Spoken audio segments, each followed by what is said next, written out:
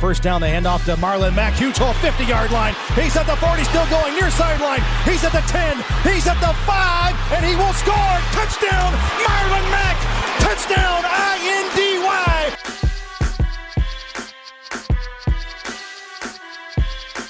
And again, it's picked up. It's Darius Leonard. Leonard with his second INT, and he's streaking down the near sideline. He's at the 40. He's at the 30. He's at the 20. He's going to go. A pick six for the Maniac. Horseshoe is back, baby. The horseshoe is back. What is going on, Colts Nation? Welcome back to another episode of the Bring the Juice Colts podcast. Well, the Indianapolis Colts are a quarter way through the season. Right now, they sit with a 3-1 record after 4 games. I wanted to bring on friend of the show from the Indianapolis Star, Jim Ayello. Jim, thanks for coming on, man.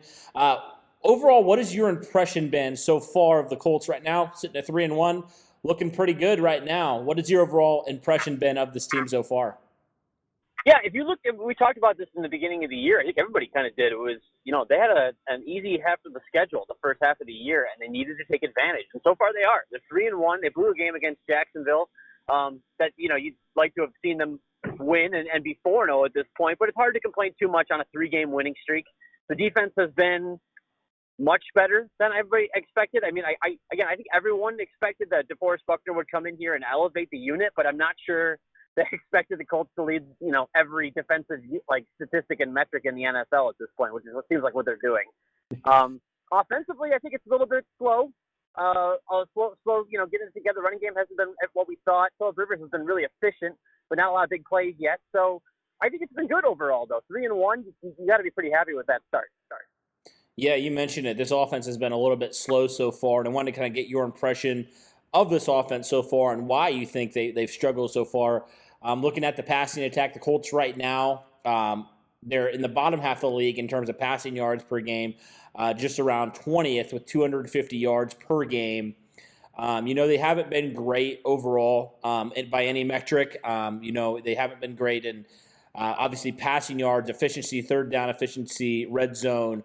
They struggled in a lot of different departments. Just overall as an offense, the passing game hasn't been great. The rushing attack's been 15th, so just about right in the middle. It's had some moments, but it's also had some very bad moments as well. And then overall, as a unit, the Colts are 22nd in total yards per game. So, Jim, I'm curious for you, what do you think this Colts offense, why do you think they're struggling? And then what do you think they need to do in order for the rest of the season to be a little bit better than the first 4 games on offense? I'm not so worried about the total yardage, only because situationally the Colts have been in a position where they don't really need to rack up yardage in the fourth quarter against the Jets, against the Vikings, against the Bears. They've been kind of content to take the air out of the ball. So I think yardage-wise, it's okay, well, maybe when they need to gain more, they're in a tighter game, that'll come. So that's not as big a deal to me. In the passing game, I've actually been pleasantly surprised if that like you said, it hasn't been great, but they produced entering Sunday, I think they were 8th in explosive pass plays, and they added a few more, so I'm not sure where they rank now, but they were higher up there. So that was something they really wanted to address going into the season. They seem to have taken care of that with Rivers being willing to throw the ball downfield, and as well as the receivers creating some yards after the catch. So that's been a positive development. Rivers, other than Sunday, where he was, I think, 55 or 56% accuracy, had been around, in the high 70s. Most of the season, so that's a good thing to see. And he's doing it a lot, without Paris Campbell, who they expected to be a big part of the offense. Michael Pittman wasn't there on Sunday and will be out for a little bit longer. So I think they've gotten some good work out of the running backs, out of the tight ends, which everybody kind of expects it with Philip Rivers here. That's something he likes to do. I'm not as worried about the passing game. I think that'll come along. Frank's also kind of, in his history, if you look back at the way things developed with Andrew Luck, even with Cody Brissett, it was the offense kind of slowly evolved and got better, or at least opened it up a little bit more. Obviously, they took a step back with Brissett after they did open it up, but they tried. So in the running game, though, that's where I'm more concerned. I just wrote a story about this, actually. And the offensive line, I think it's pretty, I got to say it flatly, they haven't been that good. They have not been that good in the running game by metrics, by the eye test. They haven't dominated the line of scrimmage. I thought Sunday was very evident. Akeem Hicks owned them in many ways. He made Ryan Kelly look silly. He threw Mark Golinsky out of the way in the way we've seen DeForest Buckner do a few times. They've had their trouble. Even Quentin Nelson's gotten beat a few times. Got called for a holding penalty. They've been beat up a little bit in the run game in a way that I don't think anybody expected given the amount of, money and resource they put into him. And that's been a little bit concerning. I think missing Marlon Mack has been a huge factor. Honestly, I do. I think Marlon Mack has been underrated as a runner. Maybe, the last couple of years in Indianapolis, he developed a great chemistry with that offensive line, particularly in some of the zone blocking things that they do. And I think Jonathan Taylor's got a lot of talent and skill, but it's still coming along. He's missing some holes by his own admission, and they haven't been able to capitalize on some big plays. So the run game is where I'm a little bit more concerned right now because I just expected them to be one of the top teams in the NFL, and they're not. They're not. Yeah, and I guess I'm curious, kind of going off of your point a little bit, with missing Paris Campbell, missing Michael Pittman, and just having a lot of new faces on this offense. How much do you credit that of a lack of preseason and really, a lot of, key things in the offseason that were either, completely cut out or were different? How big a factor do you place on those things kind of impacting how this offense has struggled early on here? I don't know. I'm not ready to say that they didn't have enough preseason. Again, new quarterback, I suppose. He didn't get a chance to develop a ton of chemistry with some of the younger guys. And again, you're right. You develop the chemistry with guys like Trey Burton and Paris Campbell, and they're not there. They're not there after the for Paris was after 1 week. Trey didn't show up until Sunday. So that's tough. I will say that. I think injuries definitely play a part, but I'm not willing to go on a lack of preseason. Honestly, you look around the rest of the league, there's a lot of teams putting up some pretty great offensive numbers. So, yeah, I don't want to give them that excuse. I will say, injuries take their toll for sure. I think T.Y. Hilton hasn't gotten going yet, and that's about it. I mean, if you factor in the pass interference yards, he gained on Sunday. He had a slightly better day, but they really haven't gotten him going either. So, yeah, I don't know. I'm not willing to put it on the preseason. I just think they really haven't had to throw as much as ever since that first week 1 game either. Yeah, that's true. They definitely have cut back on that a lot more, which is very interesting.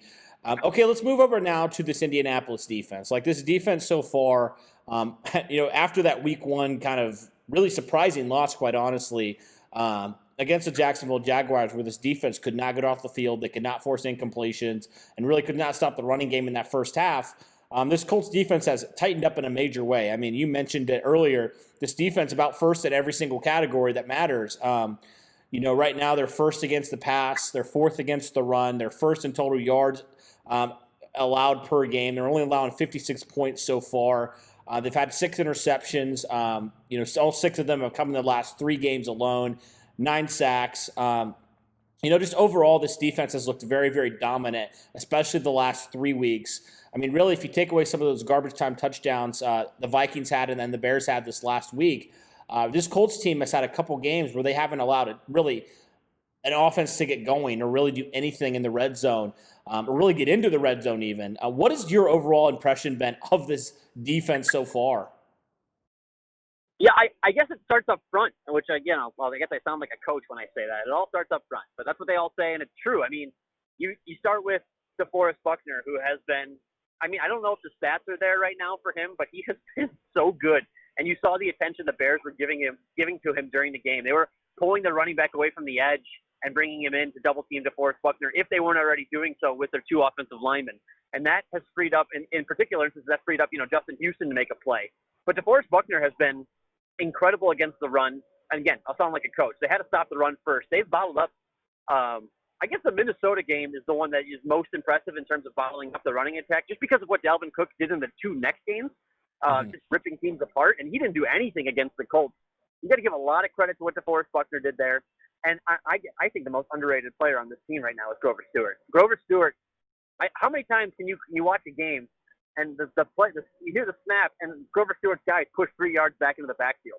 I mean, he may not be getting the tackle for the loss, but he's redirecting the running back so often that linebackers or Buckner or Houston or somebody is jumping on that guy behind the line of scrimmage and creating a big play for them. So, or negative play, I should say, for the Colts. So, DeForest Buckner has been fantastic, especially in Grover Stewart's been fantastic, especially in the run game. Buckner's been great in both. And then, Justin Houston is the other guy, I guess, up front that I want to mention before, we go on to talk about other parts of the defense. But Justin Houston, I've been joking for a while now. It's just like a sack per game. Bank it, count, just know that it's coming. And I think he's got at least a half sack in his last 6 games, so that joke is becoming a reality.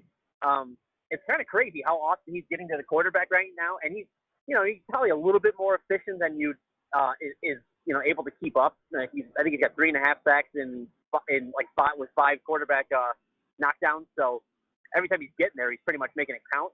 That maybe won't continue. But what he's doing is he's putting a lot of pressure. I mean, the way he was blowing past Charles Leno on Sunday, he was just really fantastic. Shows he's still got plenty left in the tank. And that's huge for this team that doesn't have Denico Autry right now and needed somebody off the edge that they could rely on consistently. And Justin's been that guy. And that's on the front four. I don't know. I can keep going. Like I said, we can talk about linebackers and secondary and all that stuff too, but I don't know if there's anything else you want to know about particularly. Yeah, and you mentioned the defensive line. I want to get your take on Denico Autry and how he's performed kicking out to defensive end. I've been impressed from what I've seen of Denico Autry so far. What's been your impression of him so far, Jim? 100%. I'm glad you called me out for not mentioning him. He's been great, especially in the first couple of games where I think, it was a little bit slow going, maybe for part of the defense, like you mentioned in Jacksonville. Denico was really good. He found a way to get pressure. I think it really is impressive that he is able to kick back outside and play defensive end when he was kind of the three technique they relied on. And again, people tend to overlook, but he had a really, really good 2018 before being, kind of average last year and getting replaced by DeForest Buckner. But this is a guy who got replaced. I mean, that's the only way to really say it. They said, you're not good enough. We need to get somebody else. We're getting DeForest Buckner. We're giving up a first-round pick to replace you. And then he said, okay, that's fine. I'm going to slide outside and be really effective. And he has been. He's done a really good job, especially on early downs. Again, against the run, but also has been, more of a presence in the passing game on the defensive end than I maybe expected him to be. So again, getting some consistent pressure and contributions from guys without Denico Autry on the edge, and from Justin Houston, Buckner and all those guys. I wouldn't say it's been a pleasant surprise, but it's been really solid contributions from the front four, and that's been what's driving this Colts defense. Yeah, and I would even say, as much as this offensive line's been a little bit of a disappointment so far, I am impressed with this defensive line. I think they've exceeded my expectations. Like you said, we knew they'd be better with DeForest Buckner, but to this degree, it's just crazy to see how good they've been. So let's move on to the linebackers then. I mean, these linebackers, the top three. Obviously, you got Leonard, you got Okereke, you got Anthony Walker. It seems like Okereke's been out snapping Anthony Walker a lot more. Obviously, with Leonard going down during the Chicago game, Walker got more snaps. But what has your overall impression been of these top three linebackers and even some of the key reserve guys so far? So I thought in that first game, one of the unwritten things or unsaid things about that game was that the linebackers I didn't think were great in coverage and filling those passing lanes and helping out the defensive backs.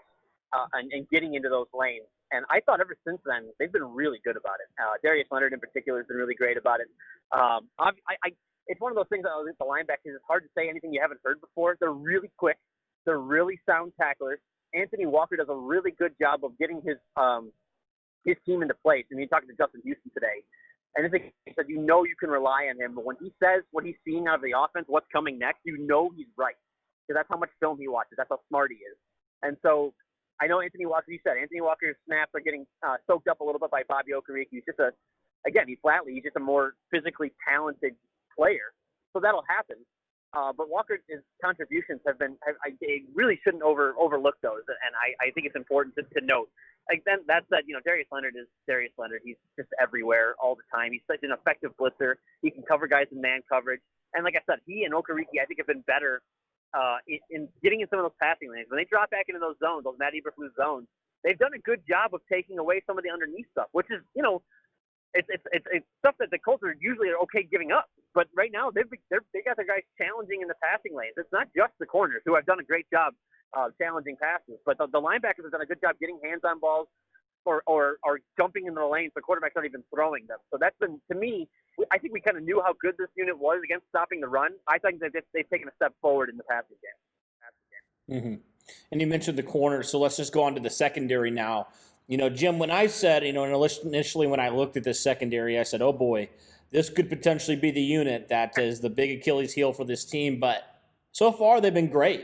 I mean, beyond that week one, this team, I know they haven't faced any super high-profile offenses, but I have been pleasantly surprised with the play of this secondary. Right now, they're the best team in terms of stopping the pass. So, something has to give here. This secondary has looked absolutely awesome so far, especially with the emergence of Julian Blackman, third-round pick this year. And then, kind of the revival of Xavier Rhodes, Rocky Ascend, looked like he had a pretty good, nice game after being out for the last couple weeks. And, TJ Carey even, there's so many guys, Kenny Moore. I want to get your take overall on this secondary so far. Yeah, I'll admit. I mean, I'll start where you started. I had egg on my face when I talked about, talking about the secondary from the beginning of the season. I really thought that might be the liability of the unit. I particularly was questioning Xavier Rhodes, so I'll start there. He has been excellent outside of game one. And the first game, too, if you look at the mistakes, and I wrote about him, I highlighted those mistakes. A lot of them were just kind of, errors in judgment, miscommunications. It wasn't so much like he just got burned. He just kind of didn't make the right decisions, and he's corrected those very quickly, and been really effective the next three games, I should say. A couple interceptions, took one to the house, made a really good play, kind of abandoning his man coverage in the end zone against the Jets and jumping a route, just watching the quarterback's eyes. I think that's what maybe I don't want to call it the genius of Matt Eberflus, but the intelligence of Matt Eberflus to know, okay, I have Xavier Rhodes. This guy loves to look at the quarterback's eyes and make plays based on that. He'll gamble, and that'll come back and bite him every once in a while. I think it bit him in Jacksonville. It'll probably bite him again against better quarterbacks. But it does. Matt Eberflus has allowed him to say, okay, use your eyes, use your instincts, make plays on the ball, and he's done that so far this year. And I've been really, really impressed. And before I move on to Rock and TJ and the other guys, let's look back at the defensive line and know that when Chris Ballard says, hey, the three technique powers this thing, what he means is not just, he's got to create havoc on the inside to stop the run.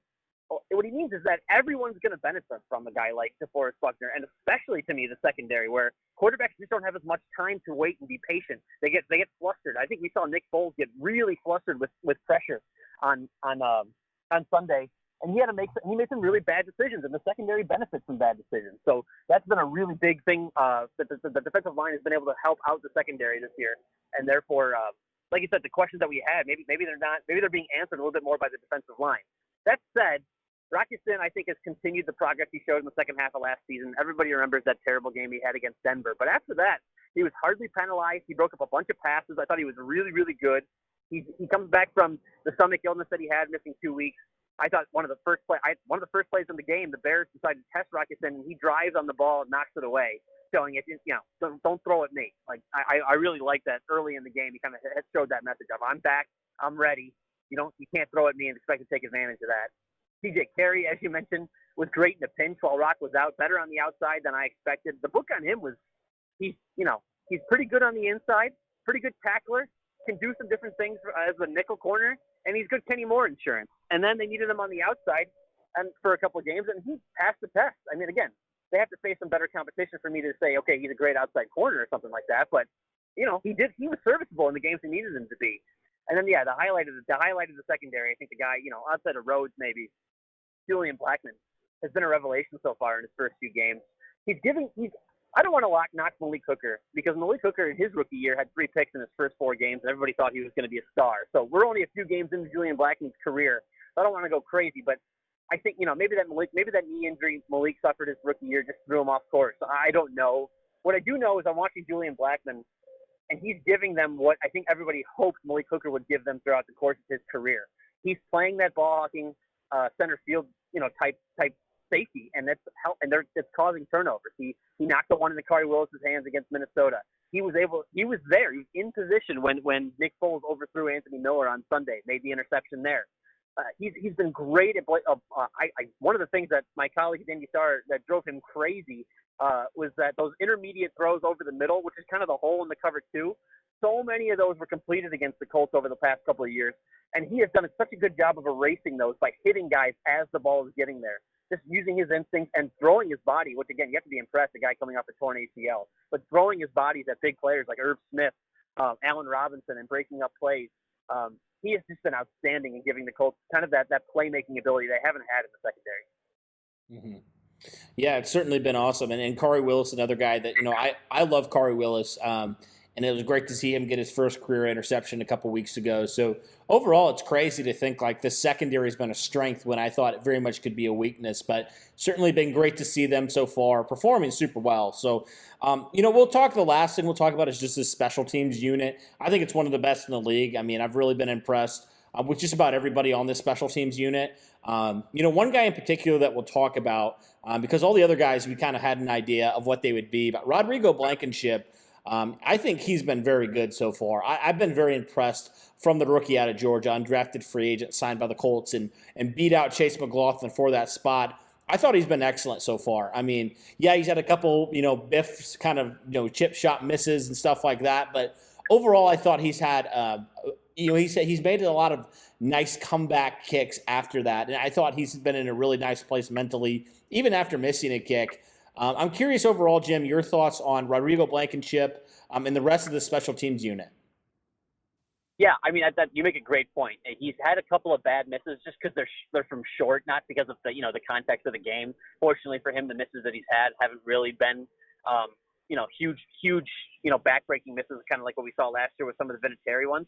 But to your point, he's bounced back, and that's huge for a rookie's confidence after they miss and they're able to come back, shake it off, and make kicks. I mean, I think that's one of the main things you want to see in a rookie kicker. And you can correct me if I'm wrong. I think I have this right, though. He's, 12 or 14 on field goals and a perfect on his extra points so far this year, I believe.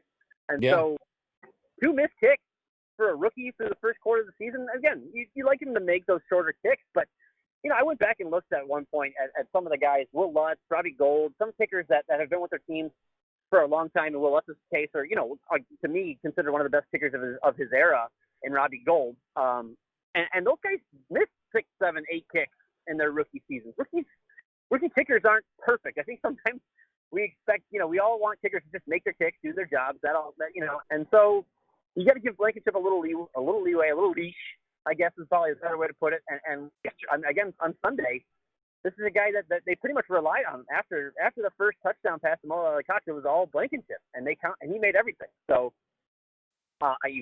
one almost hit the post, and sometimes it seems like he's aiming for him, but I honestly think that he's taking the steps in the right direction. He's having a really good rookie season, and gives you a lot of reason to think he can be the kicker long term.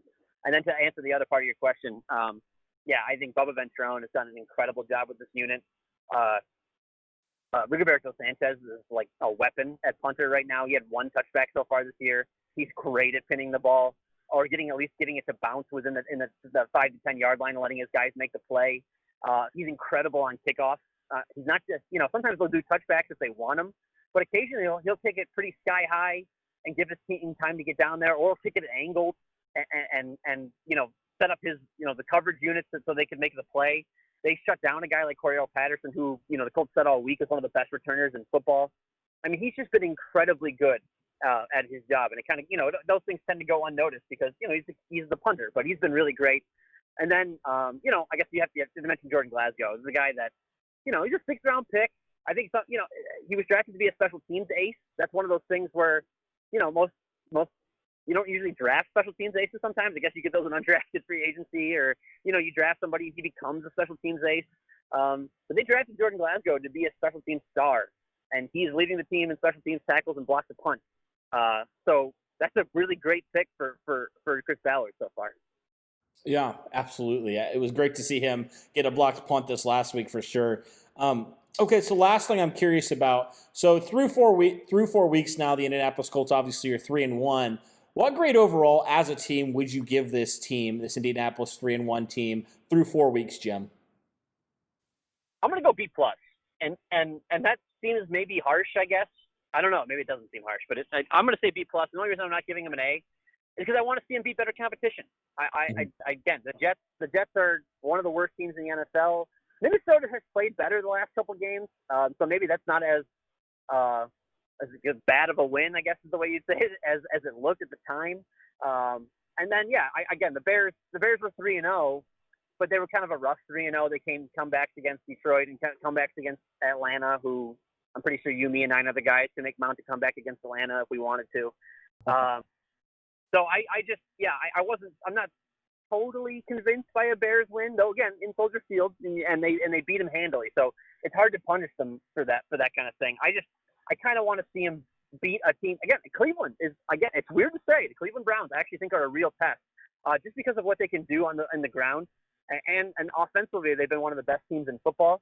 Defensively, they have some question marks, so I don't even say they're a complete team by any means. This isn't the Chiefs we're talking about, but they are they are a test, and they are going to be a better test, I think, than anybody the Colts have played. So I'll say B+, solely because, again, a factor outside of the Colts' control, the schedule.